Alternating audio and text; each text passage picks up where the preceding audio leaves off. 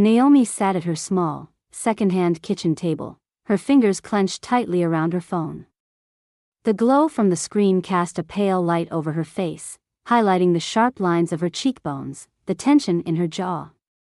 She had forgotten about the coffee in front of her, long gone cold, its steam dissipated into the chilly apartment air.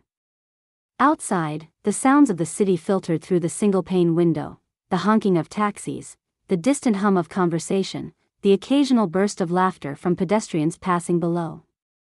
But Naomi heard none of it. Her focus was locked on the words in front of her. Billionaire Roman Montenegro announces engagement to socialite Natalia Marquez. Her vision tunneled, heart hammering, but not because she cared about Roman. Not anymore. That chapter had ended years ago, and she had done everything in her power to forget him, to push him out of her mind like a bad dream that faded with time. But the photograph beneath the headline sent a shockwave through her system, stealing the breath from her lungs. Roman stood beside Natalia, tall and imposing as ever, his expression unreadable. Natalia, beautiful and poised, clung to his arm, the picture of elegance. Yet Naomi barely noticed either of them.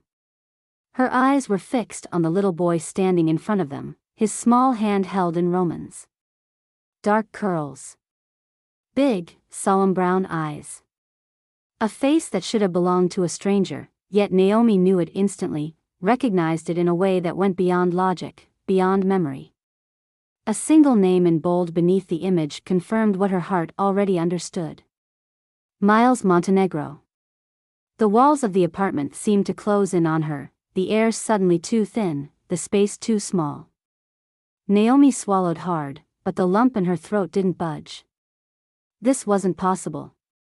Her son, was here, standing beside his father like he had always belonged there. The phone trembled in her grip. She could barely process what she was seeing, what it meant. She had spent years trying to accept the unbearable, telling herself that her baby was somewhere out there, living a different life, a better one. That her pain had served a purpose. That even if it had broken her, at least he was safe. But this was something she had never even considered. She tightened her grip on the phone, her pulse roaring in her ears. The name, the face, the truth, it all crashed over her like a tidal wave, drowning her in memories she had tried so hard to bury. The sterile white walls of the hospital. The steady beep of machines. The dull ache that radiated through her body as she lay there, exhausted and hollow, staring at the ceiling while nurses moved around her. And then, Claudia's voice. Calm. Cold. Final. You're young, Naomi. You don't have the resources to raise him. This is what's best, for everyone. Naomi had barely been able to lift her head. She had been too weak, too devastated to process what was happening. All she knew was that when she reached for her son, he was no longer there. They had told her it was an adoption. That he would be placed with a family who could give him everything she couldn't. That it was the only way. They had lied. Her stomach twisted violently, and she forced herself to keep breathing, to think past the grief that clawed at her insides. They had stolen him from her. A bitter laugh, sharp and humorless, escaped her lips. She had spent years mourning a loss that was never real. She had told herself, again and again, that she had done what was best for him. That it hadn't been a choice, but a necessity. And now, she saw the truth. The Montenegro family hadn't given Miles away. They had kept him. Not out of love. Not because they had wanted him. But because he was Roman's son. Because he carried the Montenegro name. Naomi pressed a shaking hand to her forehead, trying to steady herself. A fresh wave of nausea rolled through her, and she gripped the edge of the table to keep from falling apart completely. She had nothing. No claim to him. No proof, no legal standing, no power. Roman was one of the wealthiest men in the country, and Claudia was even more ruthless than her son. They would destroy her before they ever let her near Miles. And yet, Her eyes flicked back to the photograph, locking onto the little boy's face. He wasn't smiling.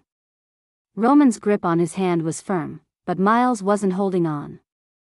His fingers curled slightly, but not in the way a child clung to a parent for comfort. Naomi knew that posture. She had seen it in the children she used to work with, the ones who were left waiting too long at daycare, the ones who learned young not to expect warmth from the people who were supposed to love them. Her chest tightened. Miles was being raised in wealth, but not in love. She squeezed her eyes shut, the realization cutting her deeper than she thought possible. All this time, she had imagined that at least he was happy. That even if she had been forced to let him go, he had been given something beautiful in return. But what if that had been a lie, too? What if she had left him in a prison made of gold? Her breathing hitched. Her fingers dug into her palm. If he wasn't safe. If he wasn't loved. Then she had to do something. She didn't know what, not yet. She had no plan, no resources, no way to fight back. But she had to get close to him. She had to see him, to know the truth for herself. Her heart pounded against her ribs, a new kind of urgency coursing through her veins. Naomi sat frozen at her kitchen table, fingers curled so tightly around her phone that her knuckles turned white. The air in her tiny apartment felt too thick, her breaths coming too fast. The article still glowed on the screen, but she had memorized every word. Every picture. Every detail that had ripped her life apart in a single instant. Miles was not lost. He was not living a different life, safe and happy in some unknown place. He had been kept. Raised under the roof of the people who had stolen him from her. And now, she was staring at a photo of him standing beside his father, the son of a billionaire, the heir to a fortune, living a life she had been denied even a glimpse of. Her hands trembled as she placed the phone down on the table, afraid she might drop it. The betrayal burned through her like fire in her veins, and her mind raced with one singular, overwhelming thought: she had to see him. She had to get close to him. The logical part of her whispered that it was impossible. That even if she showed up at the Montenegro estate demanding to see her son, she would be thrown out before she ever got past the iron gates. She had no legal claim. No money for a lawyer. No power to fight the family that had taken everything from her. But there was another way. Her gaze flicked to the photo again, to the grand estate in the background. It was a fortress, but even the most heavily guarded fortresses had doors. She just had to find one that would let her inside. A live-in nanny. Someone who would be with Miles every day. Someone who would care for him, protect him, give him the love he was being deprived of in that cold, calculating household. She grabbed her laptop, fingers moving before she could think twice. A quick search led her to a high-end hiring website, the kind used by the ultra-wealthy to discreetly find staff. And then, there it was. Private nanny wanted, full-time, live-in position.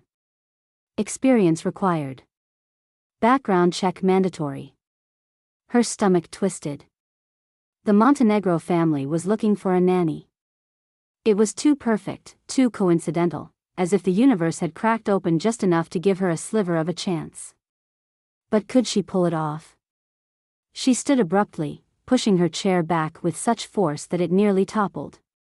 She caught her reflection in the dusty mirror by the door. Her hair was too long, too dark, too much like the girl Roman had once known. Her features were sharp with grief, eyes hollowed by years of loss. If she walked into that house looking like this, they would know. She yanked open a drawer, searching for the scissors she kept buried under takeout menus and unpaid bills.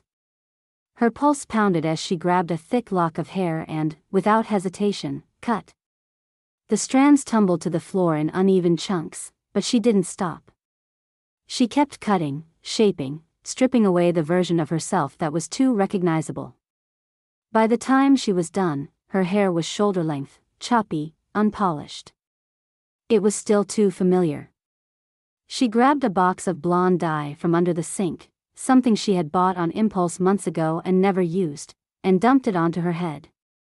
The harsh chemical scent filled the tiny bathroom, stinging her nose, but she ignored it. When she rinsed it out, her reflection was different. Not unrecognizable, but enough. She could work with this. She needed a new name. Something simple. Something that wouldn't make anyone look twice. She scrolled through a random name generator until one stuck. Anna Carter. Anna was ordinary. Anna was forgettable. And for what she was about to do, that was exactly what she needed. She spent the next several hours rewriting her resume, crafting the identity of a woman who had spent years working as a private nanny for wealthy families. She forged references, tweaking them just enough that they could never be traced. Every detail was carefully constructed, every lie designed to slip through unnoticed. Then, with a deep breath, she hit send. She didn't sleep that night. Every time she closed her eyes, all she could see was Miles' face. The way his little hand had rested in Roman's. The way his eyes looked too knowing, too solemn for a child his age. She was taking an enormous risk. But she had to try. The response came faster than she expected. Less than 48 hours later, she received an email. "Thank you for your application. We would like to schedule an in-person interview." Her heart slammed against her ribs. The Montenegro estate was just as intimidating as she remembered. Towering gates, pristine gardens, a driveway that seemed to stretch on for miles. She forced her hands to stay steady as she approached the front entrance, where a man in a dark suit waited to escort her inside. The interview was brief. A woman named Mrs. Leclerc, the household manager, asked her about her experience, her childcare philosophy, her ability to adapt to high-pressure environments. Naomi answered every question with the confidence of someone who had been doing this for years. And then, just like that, she was hired. She could hardly believe it. She moved into the estate that weekend. The guest quarters were luxurious, a far cry from her tiny apartment, but Naomi barely noticed. Her mind was consumed by one thing. Miles. The first time she saw him in person, she almost lost control. He sat on the floor of the grand library, playing with a set of toy cars. His small fingers moved them along the edge of the rug, his focus intense. He was beautiful. Perfect. Her chest ached, but she forced herself to stay calm, to keep her hands at her sides when all she wanted was to scoop him into her arms. He looked up at her, curiosity flickering in his eyes. "Are you my new nanny?" She swallowed hard. "Yes," she said, voice soft. "I'm Anna." His lips pressed together, and he gave a small nod. "Okay." Then he went back to his cars. Naomi let out a shaky breath. He didn't recognize her. Of course, he didn't. He had never seen her before. But she had seen him, countless times, in her dreams, in her memories, in the empty space in her life that had belonged to him. She spent the rest of the day watching him carefully. Observing. Taking in every detail, every expression, every small mannerism. She saw the way he hesitated before asking for something, the way he played alone even when other children visited the house, the way he looked toward the door every time footsteps echoed down the hall, as if waiting for someone who never came. He was lonely. Her heart clenched. She had been right. He was being raised in wealth, but not in warmth. That night, after he had been tucked into bed, Naomi stepped out into the hallway, and nearly collided with Roman. The shock hit her like ice water down her spine. He looked the same. Taller than she remembered, maybe, but still as commanding as ever. His dark eyes flicked over her, assessing, but there was no flicker of recognition. "Excuse me," he said, his voice deep and unreadable. Naomi stepped aside, her breath locked in her chest. He barely acknowledged her as he continued down the hall. He didn't know. She was standing right in front of him, and he didn't know. Neither did Claudia, who passed her later that evening with nothing more than a cursory glance. The plan had worked. She was inside. And now, she just had to figure out what to do next.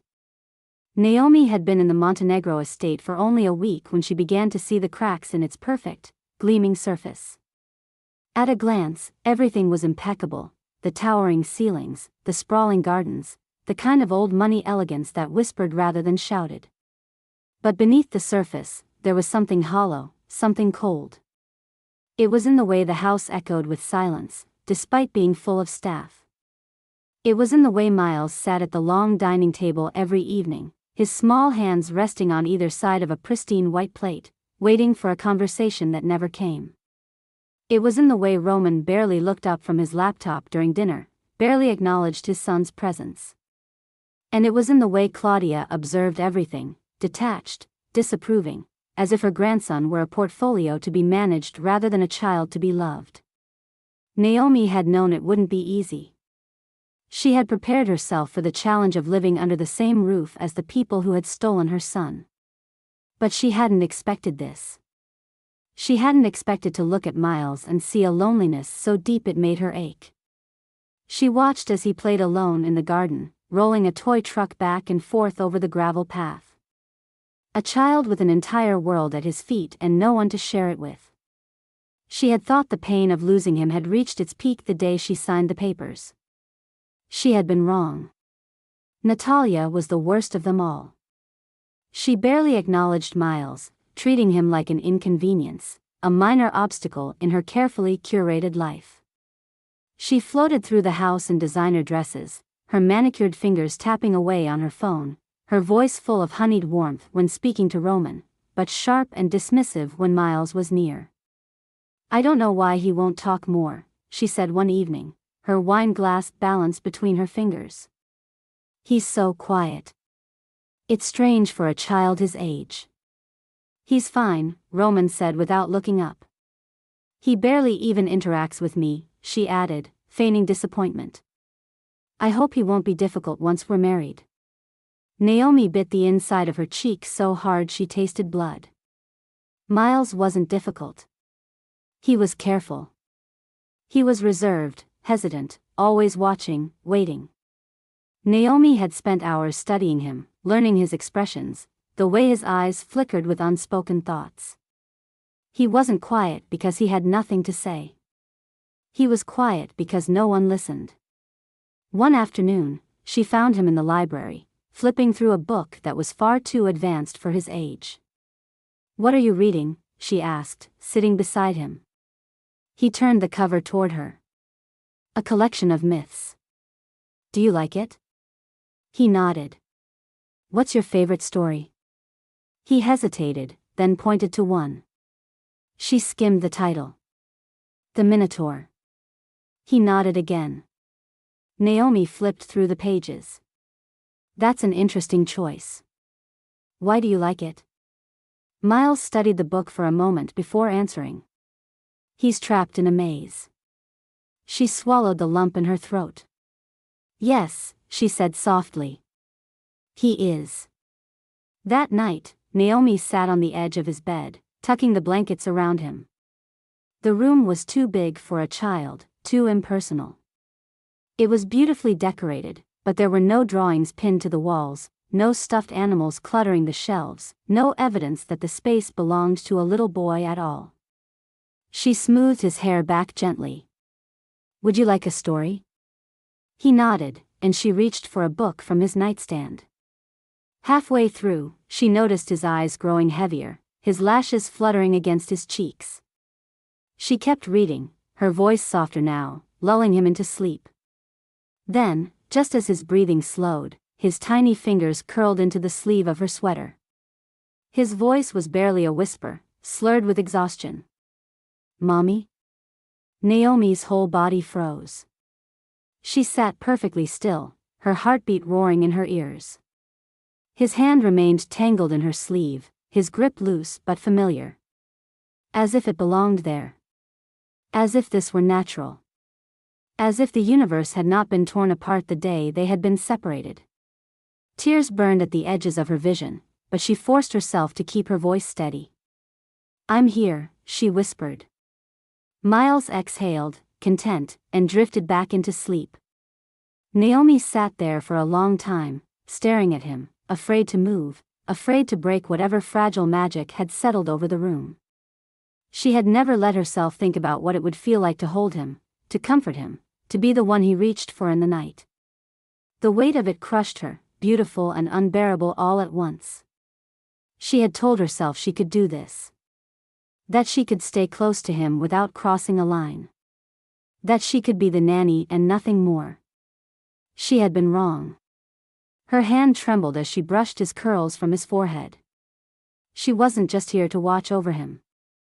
She wasn't just here to be near him. She was here to take him back. The Montenegro estate was always cold, but that evening, it felt unbearable. Naomi stood in the dimly lit hallway just outside the formal dining room, hands gripping the fabric of her dress, trying to steady her breathing. From where she stood, she could hear the laughter, the clinking of expensive glassware, the murmur of conversation between Roman's elite guests. She hadn't meant to eavesdrop. She had been heading toward the kitchen to check on Miles when she overheard Natalia's voice, sharp, amused, cutting. "He'll be gone by the end of summer," she said, her tone light, as if she were discussing redecorating a guest room. Naomi stilled. "Boarding school is the best thing for everyone," Natalia continued. "It's time he learns how to behave properly. I've already looked into a few options. There's one in Switzerland that specializes in boys from complicated family situations." Naomi's pulse pounded so hard she could barely hear the rest of the conversation. She edged closer, careful not to be seen. Roman's voice came next, indifferent as always. "Is that necessary? He's young." "Exactly," Natalia said, her voice dripping with the kind of patience people used when explaining something obvious to a child. "The younger, the better. He needs structure, and frankly, he needs to be out of the way. It's what's best for him." Naomi's stomach twisted. "You know how difficult he is," Natalia continued. "He barely speaks. He doesn't respond to affection. Not that he gets much of it in this house." A laugh, one that made Naomi's skin crawl. "God knows I've tried, but I'm not his mother. He doesn't take to me, and that's fine. A school like this will help." Roman didn't respond immediately. Naomi could imagine him sitting at the head of the table, distracted, scrolling through his phone as Natalia plotted his son's future. When he finally spoke, it wasn't anger or concern that colored his voice. Just detachment. "If you think it's best, handle it." And just like that, it was decided. Naomi clamped a hand over her mouth to keep from making a sound. She felt dizzy, unsteady, as if the ground had been yanked out from under her. They were sending him away. This wasn't just about Natalia's cruelty. This wasn't just about her selfishness, her inability to see Miles as anything other than a problem to be solved. Naomi had always known she was heartless, but this? This was calculated. Miles had no idea what was coming. He was upstairs in his bedroom, probably curled up with his book, waiting for her to come tuck him in.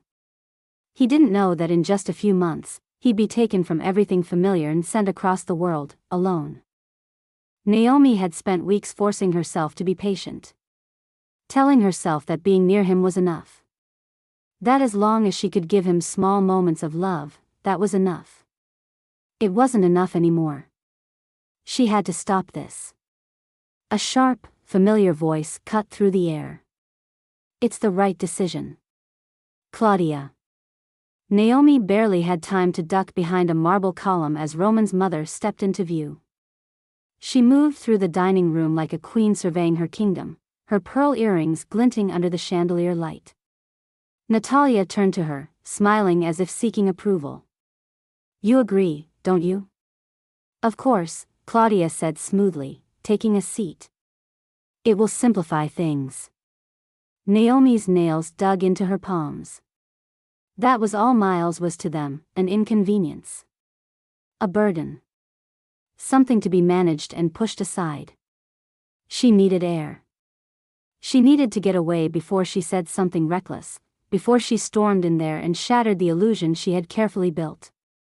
She turned quickly, heading down the hallway, but as she passed Roman's office, she slowed. Voices. She recognized Claudia's, but the other belonged to a man she didn't know. It was low, measured, confident in a way that sent a chill through her. She knew she should keep walking, that she had already put herself at risk tonight, but something in their hushed tones made her pause. She lingered by the door, listening. The transfers need to be finalized soon, the man was saying. The accounts have been structured carefully, but if anything happens, there needs to be a buffer. There won't be a problem, Claudia replied. There's always a risk, the man countered. The assets need to be untouchable, beyond scrutiny. Claudia exhaled, as if growing impatient.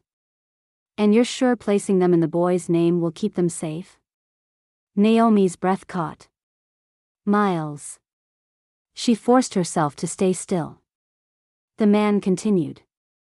It's the cleanest way. If anything were to go wrong, he's a child. No one would question it. The assets would remain protected under the trust. You and Roman wouldn't be implicated in any way.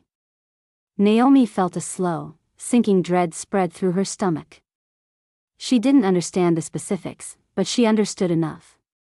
They weren't just keeping Miles out of convenience. They were using him. She pressed herself closer to the wall, her mind racing. She had known something was wrong. She had sensed it in the way Claudia watched Miles, in the way Roman had no real interest in him, in the way everything about this house felt like a carefully managed illusion. They had been shifting money in his name. It wasn't love that had kept him in the Montenegro household. It wasn't duty. It was something much colder, much more calculated. Naomi clenched her jaw, her fists tightening. They thought they could do whatever they wanted. That no one would stop them. They were wrong. Naomi sat on the edge of her bed, her breath unsteady, her fingers gripping the phone so tightly it left an imprint in her palm. The room was dim, a single lamp casting a soft glow over the neatly arranged furniture. It was a beautiful space, far nicer than anywhere she had lived in years, but it might as well have been a prison. The Montenegro estate was nothing more than a gilded cage, one that had trapped Miles since birth. Her mind reeled, looping the conversation she had overheard in Roman's office. Claudia's voice had been calm, confident, as she spoke with the financial consultant about transferring more assets into Miles' name. The implication had been clear: if something goes wrong, the money will be in the boy's name. No one will question it. No one will be able to trace it back to us. She had listened in stunned silence as the consultant explained how the money was layered across international accounts, all linked under Miles' legal trust. His name was being used to protect their fortune. If the government ever came sniffing, if anything illegal was discovered, the Montenegro Empire would remain untouched. Miles would take the fall. Naomi pressed a shaking hand to her mouth, bile rising in her throat. They weren't just neglecting him. They weren't just sending him away because he was inconvenient. They had never seen him as a child at all. He was a shield. A vault. A pawn. The weight of it crushed her, made her stomach churn, made her fingers tremble against the phone. She had come into this house thinking she could survive on borrowed time. That being close to Miles, even in secret, was better than not seeing him at all. That loving him quietly was enough. But she couldn't love him quietly anymore. She had to get him out.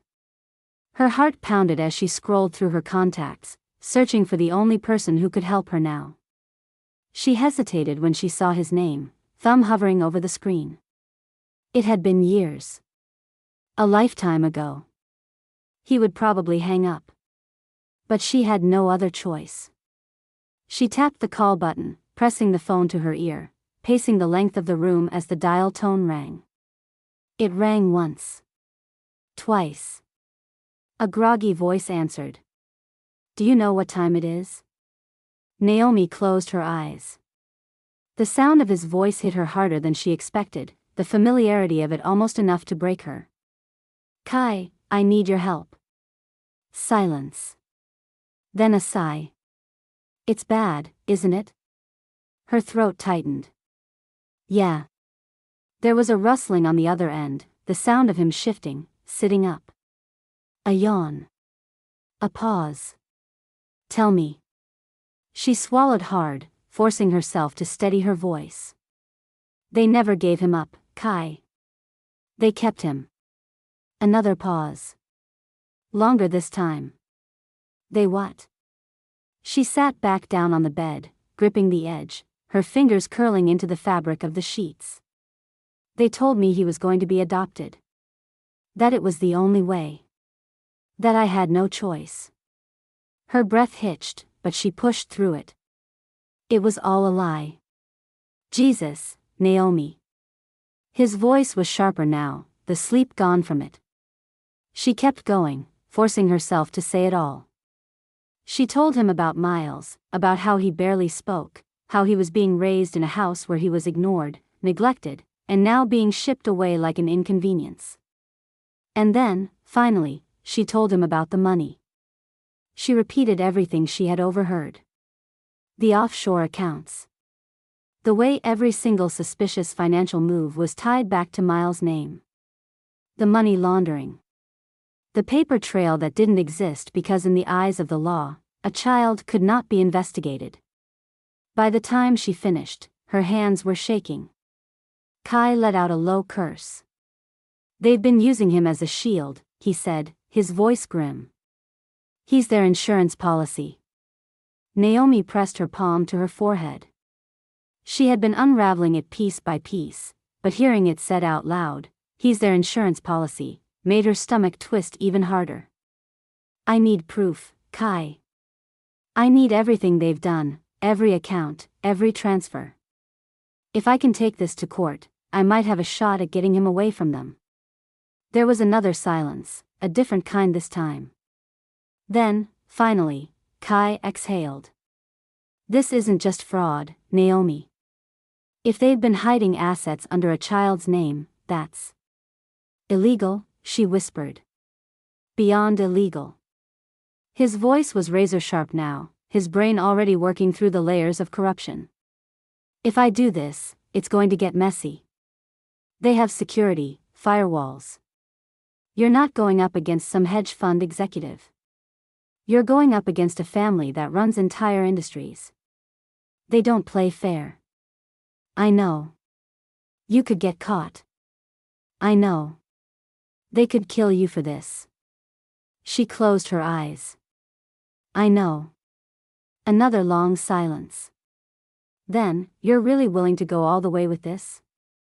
Naomi let out a slow, shuddering breath. She thought about Miles. She thought about the way he hesitated before speaking, the way he looked down when people asked him questions, the way he had whispered mommy in his sleep. There was no going back. I have to. Kai sighed again, a deep, resigned sound. All right, he muttered. I'll get you what you need. She exhaled, barely realizing she had been holding her breath. Thank you. Don't thank me yet. His voice was serious. I need time. At least a few days. I'll have to break through layers of security. If they're doing this on the level you're describing, there won't be a direct trail. They'll have people covering their tracks. Naomi nodded, even though he couldn't see her. I understand. And Naomi? She stilled. Yeah. When this is over, you run. She gripped the phone tighter. She knew that. She had always known that. If she pulled this off, if she exposed them, if she won, she wouldn't be able to stay. But none of that mattered. Because for the first time since stepping foot in this house, she finally had a plan. Naomi sat on the edge of her bed, staring at her phone as if she could force it to ring through sheer willpower. The room was dark except for the soft glow of the moonlight filtering in through the window. The Montenegro estate was eerily silent at this hour. No distant hum of conversation, no footsteps echoing through the hallways, no murmurs of late-night staff shuffling about. Just silence. Her stomach churned. Every second that passed felt like it stretched longer than the last. The weight of what she had asked Kai to do pressed heavily on her chest. She had barely slept since their last conversation, since she had given him the task that could either save Miles or bury them both under a mountain of consequences. She checked the time on her phone. 3:17 a.m. Too late for normal calls. Too early to give up hope. And then, finally, the screen lit up. Kai. She answered before the first ring had finished. Tell me. There was no greeting. No small talk. Just the kind of silence that filled the space right before someone changed your entire life. You were right. Naomi's fingers tightened around the phone. About what? Kai exhaled, and when he spoke again, there was something in his voice, something sharp, like a warning wrapped in disbelief. Naomi, it's worse than we thought. Her body tensed. The entire operation, every offshore account, every shell corporation, every single dollar they've hidden, it's all tied to Miles. The words hit like a punch to the gut. She gripped the blanket beneath her, her knuckles turning white. What do you mean? They've structured everything in a way that makes it look like the money belongs to him, Kai explained, his voice low and urgent. Every shady deal, every fraudulent investment, every offshore transfer, it's all buried under trusts and accounts in his name. If anything goes wrong, he's the one who takes the hit. Naomi's heart pounded, her pulse roaring in her ears. She had known they were using him. She had known Claudia and Roman saw Miles as nothing more than an obligation, a name to keep clean for the public. But this was something else entirely. She could barely get the words out. If I take him away, what happens? Kai hesitated. If you gain custody, they lose access to everything. Her breath caught. They need him, Kai continued, his voice growing darker. Not because they love him. Not because they care. Because he's their golden ticket. A sick feeling settled deep in her gut. Miles was 6 years old. 6. And his entire existence had been reduced to a financial loophole. Naomi pressed a shaking hand to her forehead, her fingers tangling in her hair. They don't care about him, she whispered, more to herself than to Kai. No, Kai's voice was firm, cutting through the haze of her thoughts. They don't. She squeezed her eyes shut, swallowing against the bile rising in her throat. If I win custody, they'll have to let go of the money? They'll have no choice, Kai confirmed.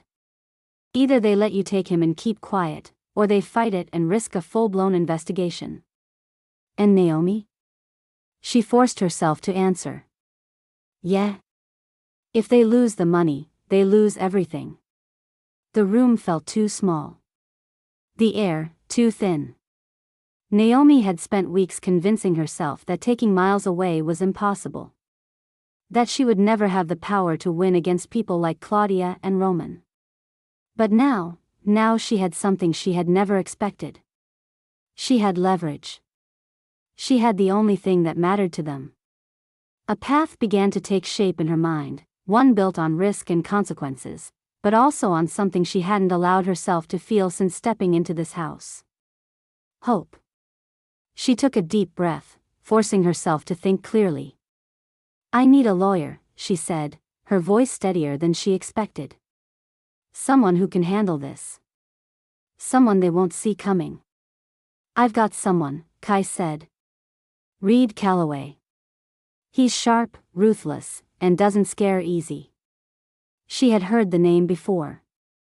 He was a high-powered attorney with a reputation for dismantling his opponents, not just beating them in court but crushing them. He won't back down. No, Kai assured her. And he works fast. I already set up a meeting. Her breath hitched. When? Tomorrow. Naomi's fingers curled into the sheets. Everything was moving so quickly. For weeks, she had been standing still, trying to figure out how to exist in Miles' world without breaking the fragile illusion of her new life. But now, she was done waiting. She barely had time to thank Kai before he hung up. She set the phone down, pressing both hands to her face. This was happening. A slow, deliberate breath filled her lungs. This was happening. She stood up and crossed the room, her steps careful as she approached the bedside table. Beneath a stack of books sat a small folded envelope, barely noticeable. She picked it up and opened it, revealing a few soft strands of dark brown hair. Miles. She had collected them from his pillow earlier that evening. Just a few strands, barely enough to notice, but enough to be tested. Enough to prove the truth. Tomorrow, she would send it in for a DNA test. Tomorrow, she would start the war. Naomi sat in the back of a nearly empty cafe, the air thick with the scent of coffee and burnt toast. The flickering neon sign outside cast strange shadows across the table, but she barely noticed. Her fingers tightened around the edges of the paper cup in front of her, the cardboard denting slightly under the pressure. Across from her, Kai's fingers moved rapidly over his laptop keyboard, the screen reflecting in his glasses. Next to him, Reed methodically flipped through a stack of legal documents, tapping a pen against the tabletop in an absent rhythm. It had taken weeks to get here. Weeks of quiet observation, of forcing herself to smile through conversations with Claudia, through tense dinners where Roman barely spoke, through Natalia's endless, condescending remarks. Weeks of pretending she wasn't suffocating under the weight of it all. And now, finally, they were ready. Reed didn't look up from his papers as he spoke. This is the last chance to change your mind. Naomi exhaled, steadying herself. I'm not changing my mind. Kai smirked slightly. Didn't think so. Reed closed the folder with a soft thud. We go after them on two fronts.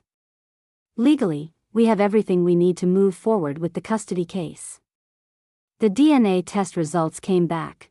There's no room for them to dispute it. We're arguing fraud, deception, and financial misconduct. The moment we file, Roman and Claudia will have to scramble. Naomi nodded, gripping the cup tighter. And the second part? Kai leaned back in his chair, stretching his arms over his head.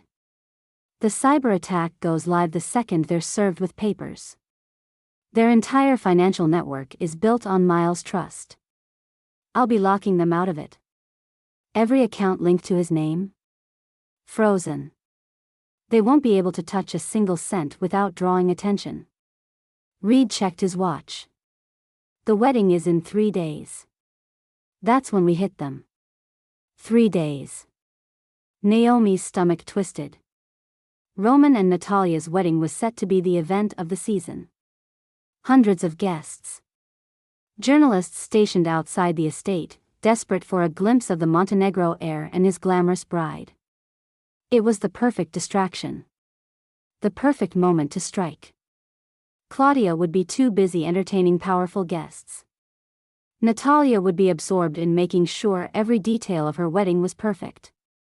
And Roman, well, Roman would be standing at the altar, completely unaware that the walls were about to close in around him. But between now and then, Naomi had to pretend. She had to keep moving through the house like nothing had changed, keep nodding politely when Claudia made offhand remarks about Miles' future. She had to act like she wasn't about to take everything from them. She returned to the estate that evening, walking through the marble-floored halls with the same careful, measured steps she had perfected in the past few months. Claudia was in the sitting room, a glass of wine in hand, chatting with an older woman Naomi didn't recognize. Natalia was on the phone, listing last-minute wedding preparations. Roman was nowhere to be seen. Naomi made her way upstairs, pausing just outside Miles' bedroom. She pushed the door open quietly, exhaling softly when she saw him already asleep. His small body was curled beneath the heavy blankets, his stuffed rabbit clutched against his chest.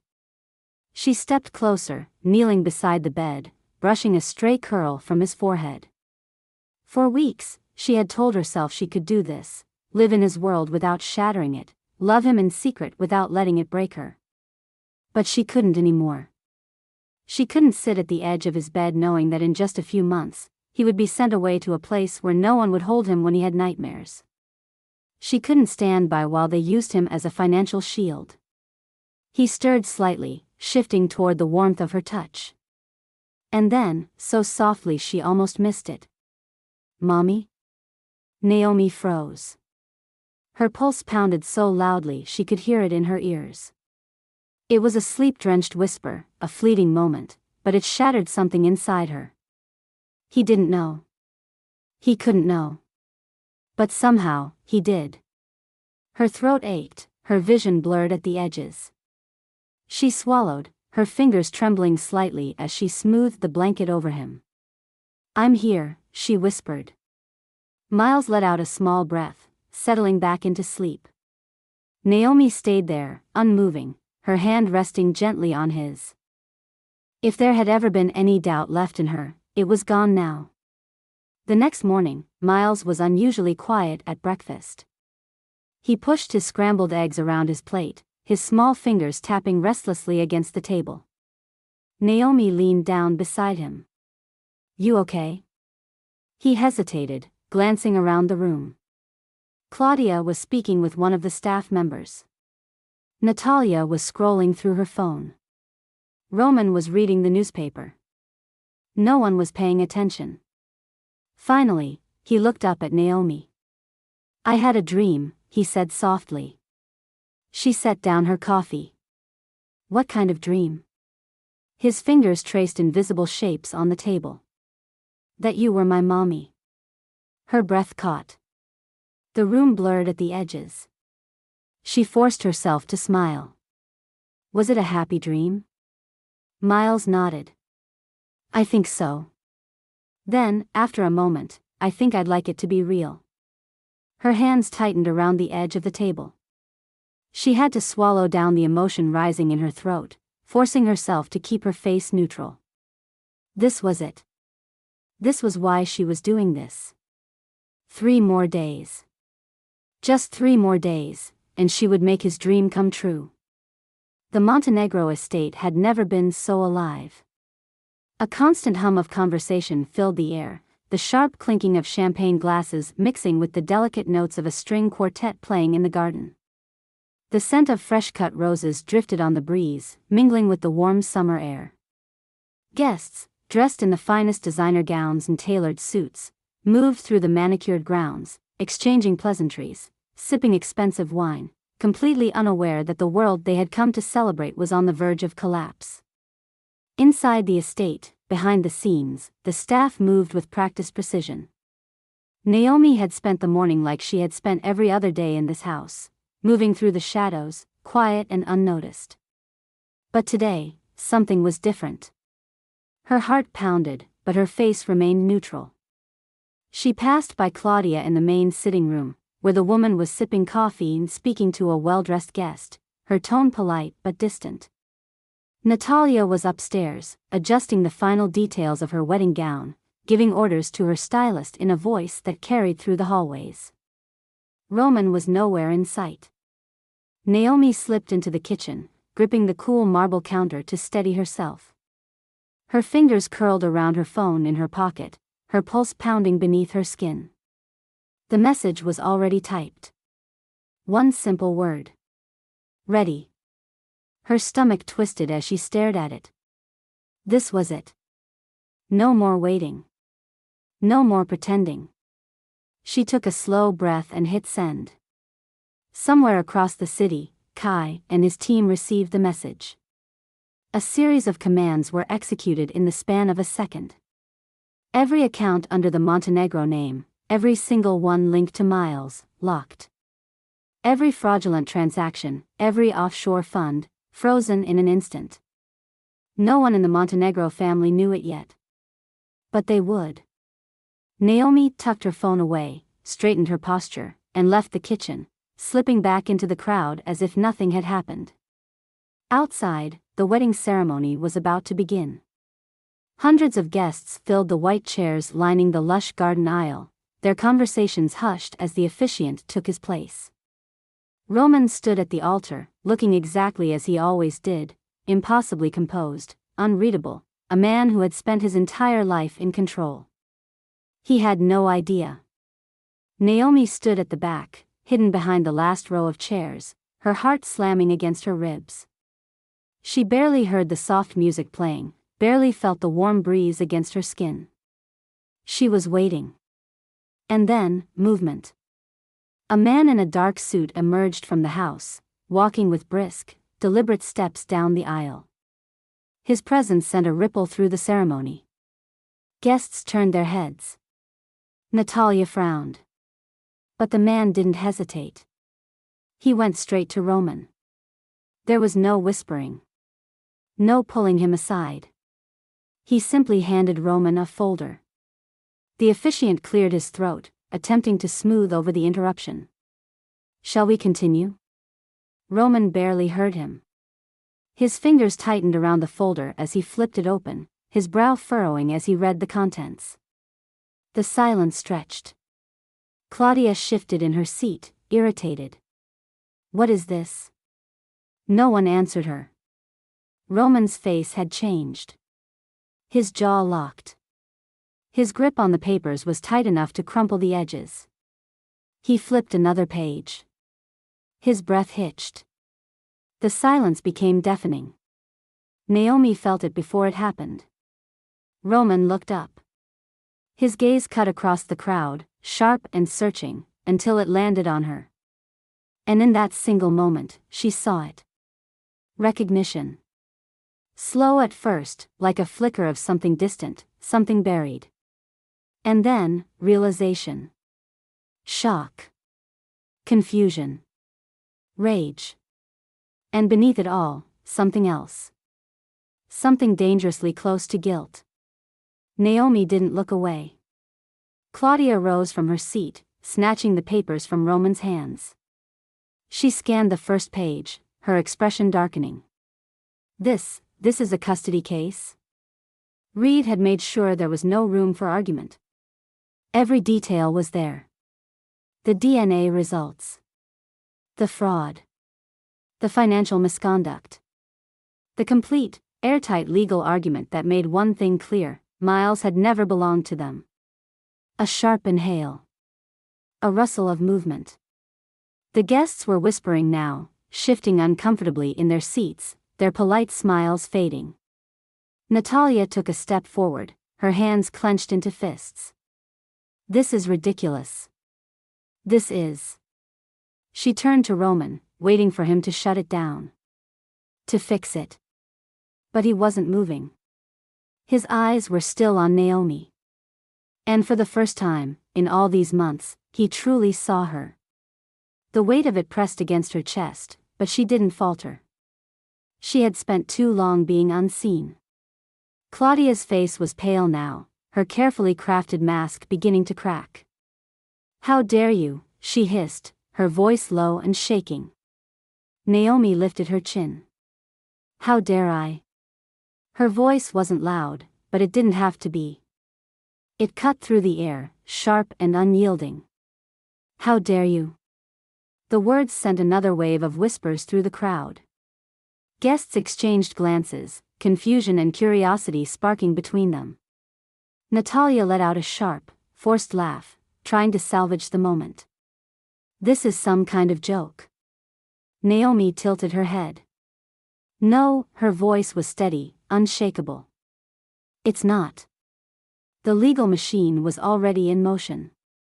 The papers had been filed. The accounts were frozen. There was nothing they could do. Claudia clenched the papers in her hands, her breath uneven. Roman still hadn't moved. The officiant cleared his throat. "Shall we?" Roman finally spoke. "No." The word came out quietly, but it carried through the entire garden. The crowd stilled. Natalia turned, blinking. "What?" Roman's gaze never left Naomi. "No," he repeated, the weight of it settling into his chest. He looked down at the papers in his hand again, as if seeing them for the first time. The DNA results. The reality of what they had done. The past crashing into the present. And then, slowly, Roman closed the folder. The wedding was over. And the Montenegro Empire had begun to fall. The courtroom was heavy with tension, the kind that pressed into the air and made even the most powerful people feel small. Naomi sat at the plaintiff's table, hands resting on her lap, her expression carefully composed. Across from her, Roman sat rigid in his chair, his jaw locked tight, while Claudia was stone-faced, her nails tapping against the polished table in an uncharacteristic display of nerves. The Montenegro legal team sat between them, their expressions unreadable, but Naomi could tell, they weren't as confident as they had been at the start of this hearing. Reed flipped through the custody documents one last time, his demeanor sharp, professional. He had been methodical, walking the judge through every detail of Naomi's claim, how she had been lied to, how she had been manipulated, how she had never willingly given up her son. The DNA results had been entered into evidence, making it undeniable, Miles was hers. The Montenegro lawyers had tried their best to paint Naomi as a nobody, someone with no financial stability, no ties to high society, no way to provide Miles with the kind of life he had grown accustomed to. But Reed had cut through their argument like a blade, shifting the focus back to what mattered, the emotional neglect, the lack of parental involvement, the way Miles had been treated more like a distant obligation than a child in need of love.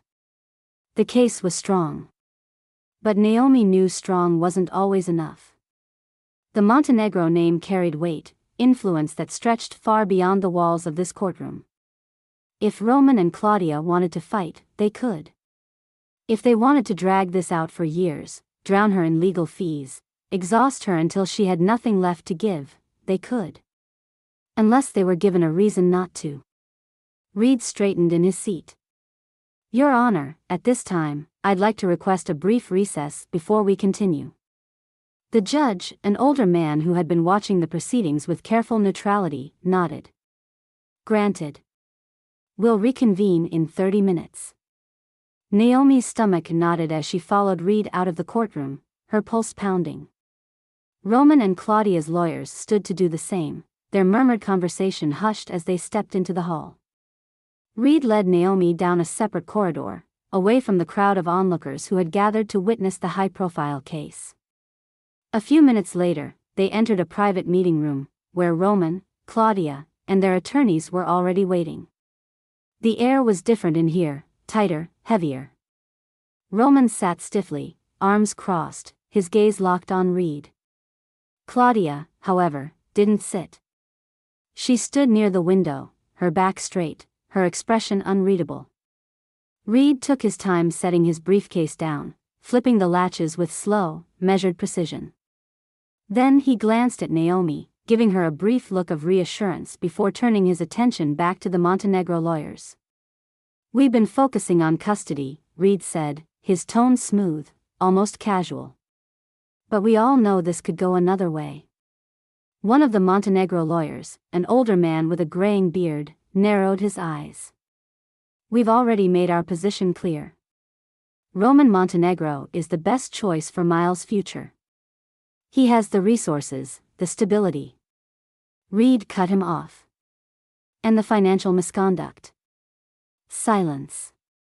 Claudia's posture stiffened ever so slightly. Roman's fingers twitched against the table. Reed leaned forward, resting his elbows on the polished wood. We could fight this case in court. We could let the judge decide. But I have a feeling you don't want that. The graying lawyer scoffed. You have no case beyond the custody claim. Reed smiled, but it was the kind of smile that didn't reach his eyes. You sure about that? Naomi sat still, saying nothing, her hands folded neatly in her lap, but inside, she was barely breathing. Reed pulled out a thin folder and slid it across the table. Roman didn't move. Neither did Claudia. The lawyer sitting beside them hesitated before finally picking it up, flipping it open. His jaw clenched. Claudia finally turned from the window. What is this? Documentation, Reed said. A little preview of what could come next. The lawyer's hands tightened around the folder. This is privileged information. Reed didn't blink. Not anymore. The lawyer turned to Roman, whispering something Naomi couldn't make out. Roman's expression didn't change, but she saw the shift, the tightening of his shoulders, the way his jaw ticked. He wasn't stupid. He knew what was happening. Reed sat back. If you contest custody, this becomes a full-blown trial. Discovery is a dangerous thing, isn't it? Because if we have to go digging, if we have to start unpacking every financial move tied to Miles' name, well. He shrugged. That wouldn't look great for you, would it? Claudia's nails pressed against the fabric of her skirt. Roman exhaled slowly, but he still hadn't said a word. Naomi clenched her fingers together beneath the table, willing her heart to slow down. Reed's voice softened, but his meaning was razor-sharp. You can let this case go quietly. Agree to the custody arrangement, walk away with your name intact. Or, you can fight, and we'll take this to court, and you'll risk everything. Silence. Long stifling. Then, finally, Roman spoke. How do we know you won't go public anyway? Reed tapped his fingers against the table.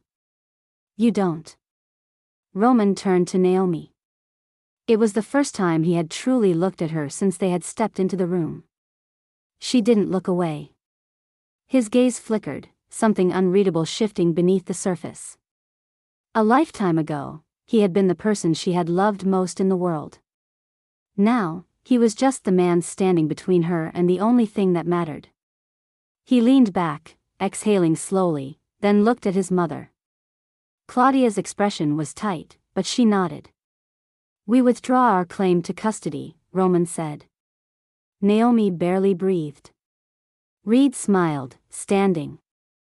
Smart choice. 15 minutes later, they were back in the courtroom. The judge adjusted his glasses. Before we continue, does the defense have any additional arguments? Roman's lawyer cleared his throat, his voice tight. No, Your Honor. My client has decided to withdraw his request for custody. A whisper ran through the crowd. Naomi's chest rose and fell in measured breaths, her pulse steady. The judge nodded, flipping through the paperwork. The court awards full legal custody to Naomi Carter. The gavel struck the wood. Naomi turned to Roman, her voice calm, steady, but cutting straight through the air. You stole my son from me. I'm just taking him back. Roman didn't respond. Didn't move. For the first time in his life, he had nothing to say. The courthouse doors swung open, and Naomi stepped out into the crisp afternoon air, her heart hammering in her chest. The world outside felt too bright, too loud, too fast. She gripped Miles' small hand in hers, her fingers curling protectively around his, as if she were afraid he might slip away. The crowd outside was a blur of journalists, photographers, and onlookers, their voices a chaotic hum of curiosity and speculation. Naomi didn't stop. She didn't look back. Reed was at her side, his posture straight, his expression unreadable as he guided them toward the waiting car. The driver was already holding the door open, and Naomi barely hesitated before ushering Miles inside. As soon as the door shut behind them, Naomi exhaled, her shoulders sagging under the weight of everything she had carried for so long. She had won. The words felt surreal, too big to grasp all at once. For years, she had lived with the crushing certainty that Miles was lost to her forever. And now, he wasn't. The car pulled away from the curb, leaving the courthouse behind, leaving everything behind. Miles sat beside her, his small fingers still laced through hers, his eyes wide as he stared out the window. Naomi studied him, searching for any trace of fear or confusion, but all she saw was quiet curiosity. Where are we going? He asked softly. Somewhere safe, she wanted to say. somewhere where no one will ever hurt you again. Instead, she smoothed his hair back and gave him a small smile. Somewhere new. He nodded, as if that answer was good enough. Reed cleared his throat from the front seat. Your flights are booked. Your documents are ready. He handed her a thin folder. Naomi took it with steady hands, flipping it open. New names. New passports. New lives. Miles Montenegro no longer existed. Neither did Naomi Carter. She traced her fingers over the new names printed on the documents, something tight and unspoken welling in her chest. She looked up at Reed, searching for words, but all that came out was, "Thank you." He nodded, his expression softening. You did this. Not me. The car wove through the city streets, taking them closer to freedom with every passing mile. By the time they reached the airport, the sun had begun its slow descent, casting everything in golden light. Naomi held Miles' hand tightly as they moved through the terminal, her pulse steady, her mind focused. The paperwork passed inspection without a hitch. The new passports were scanned, the tickets issued. One step at a time. One breath at a time. And then, they were on the plane, and Naomi exhaled fully for the first time in years. Miles leaned against her, his body warm and small, his breath even. She pressed a soft kiss to his forehead, letting her eyes drift shut as the plane carried them away from everything that had once felt impossible to escape. They were free. The air was warm when they landed. Different. It smelled of salt and earth and something unfamiliar but welcoming. Naomi adjusted the strap of her bag, looking around as they stepped out into the new world that was now theirs. The small house she had arranged was simple, nothing like the cold opulence of the Montenegro estate, but it felt right. A place where laughter wouldn't echo into empty halls. A place that belonged to them. That night, Naomi tucked Miles into his bed, smoothing the blankets over him, her heart swelling, aching all at once. She wasn't sure if he fully understood what had happened. If he grasped how much had changed, how much had been taken and given back. But then, in the softest voice, he whispered, "Mommy." Naomi froze. She had waited so long to hear it. Her fingers trembled as she brushed his hair from his forehead. You had a dream? No, he murmured, his eyes already fluttering shut. I just know it's you. Her breath hitched. And then, before she could stop herself, she pulled him into her arms, holding him close, holding him tight. She had won. She had her son back. And this time, no one would ever take him away again. The next evening, as the sun melted into the horizon, mother and son walked barefoot along the quiet shore, the waves kissing their feet, the sky painted in soft pinks and golds. Miles giggled as the water rushed over his toes, his small hand wrapped around hers. Naomi looked down at him, at his bright eyes, at his unburdened smile. They had left everything behind. And in doing so, they had gained everything.